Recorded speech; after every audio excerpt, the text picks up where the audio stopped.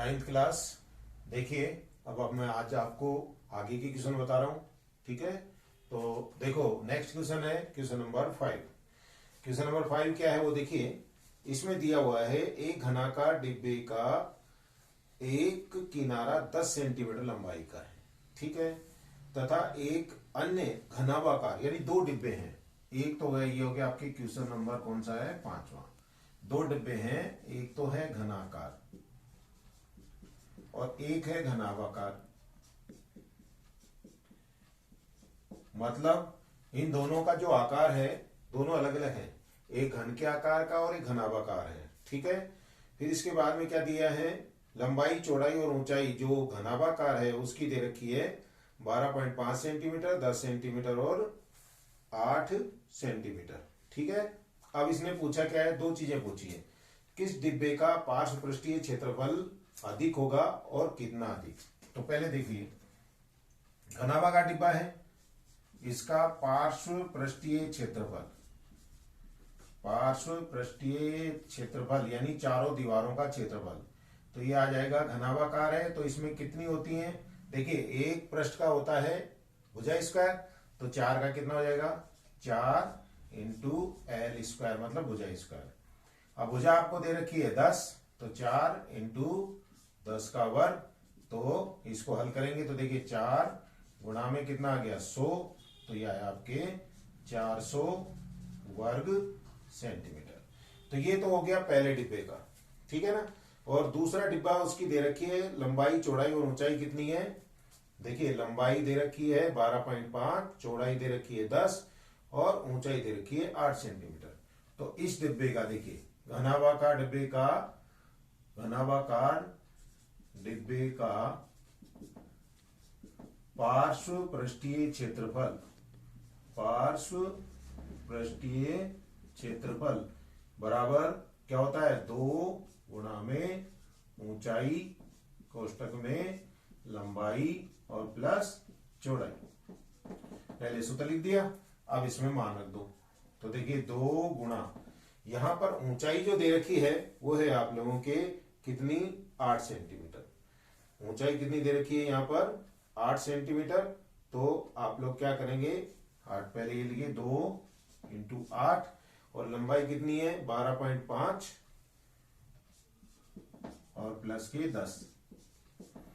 अब देखिए 8 दूनी 16 और इनको जोड़ेंगे तो यह आ जाएगा 22.5। इनको गुणा करो, 16 पंजे 80, हासिल कितने 8, 16 दूनी 32 और 8 40 की 0, हासिल 4, 16 दूनी 32 और 4 36, तो 360 वर्ग सेंटीमीटर। कितना आ गया इसका, 360 वर्ग सेंटीमीटर। अब पूछा क्या है इसने, किस डिब्बे का पार्श्व पृष्ठीय क्षेत्रफल अधिक होगा। अब आप लोगों को यह दिख रहा है, इसलिए किसका, घनाकार डिब्बे का पार्श्व पृष्ठीय क्षेत्रफल अधिक होगा। पार्श्व पृष्ठीय क्षेत्रफल अधिक होगा। कितना अधिक होगा, उसके लिए आप लोग क्या करेंगे, 400 में से 360 घटा देंगे, तो घटाएंगे तो यह आ जाएगा 40 वर्ग सेंटीमीटर। ये तो पहला आंसर हो गया।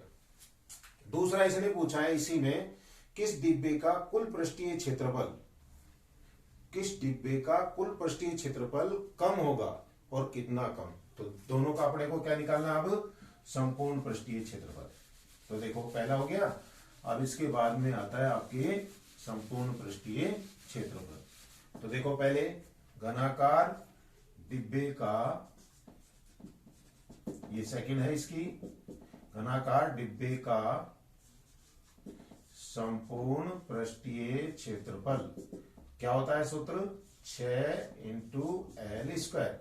अब ये तो आ गया 6, एल का मान कितना दे रखा है 10, तो 10 का वर्ग, फिर इसको हल करेंगे तो 6 गुणा में 100, 6 को 100 से गुणा करेंगे तो 600 वर्ग सेंटीमीटर।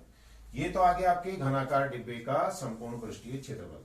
अब इसके बाद में दूसरा है घनाभाकार डिब्बे का संपूर्ण पृष्ठीय क्षेत्रफल बराबर 2 कोष्टक में लंबाई इंटू चौड़ाई प्लस चौड़ाई इंटू ऊंचाई प्लस ऊंचाई इंटू लंबाई।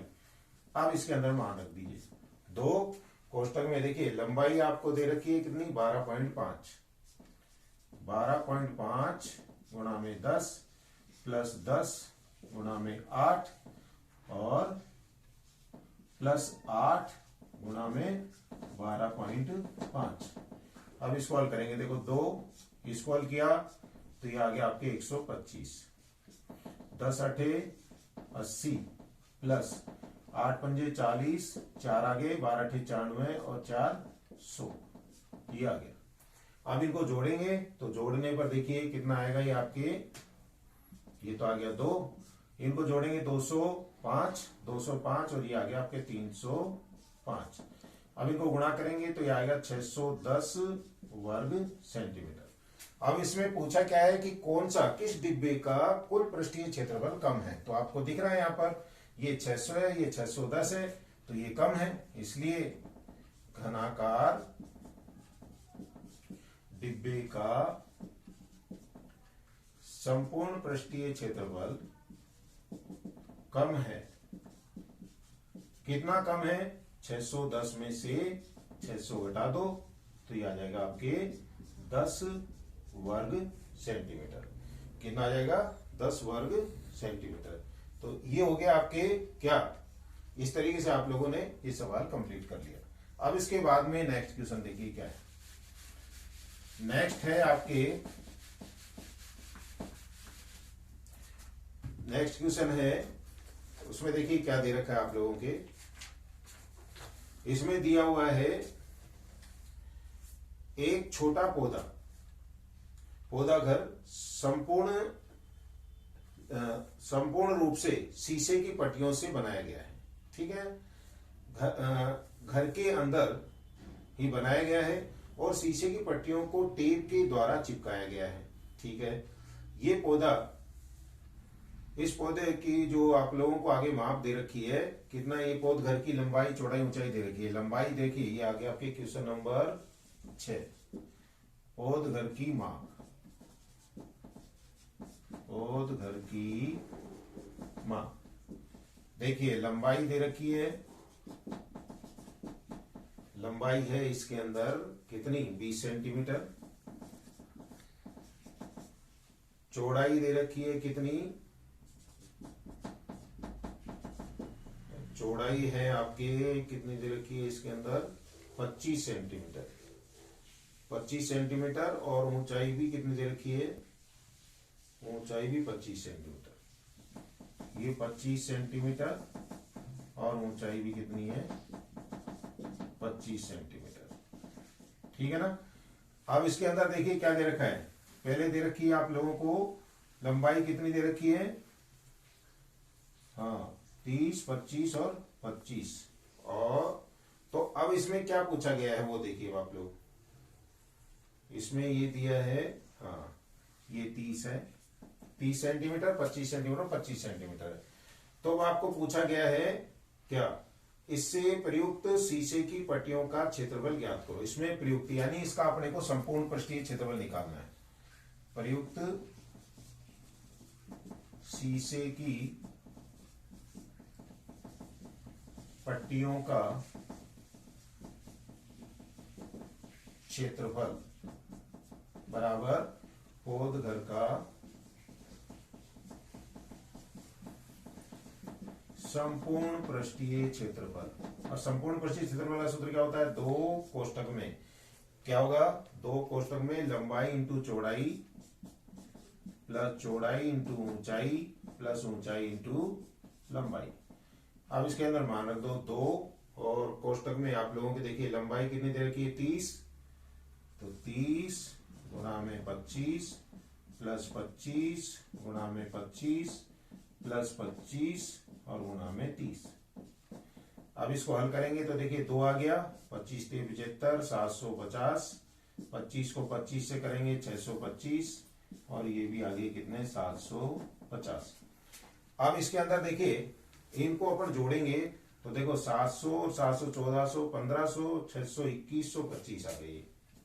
तो दो कोष्टक में 2125 25 और इनको गुणा करेंगे 2 से तो 2 पंजे 10, 2 दूनी 4, 1 5, 2 एकम 2, 2 दूनी 4।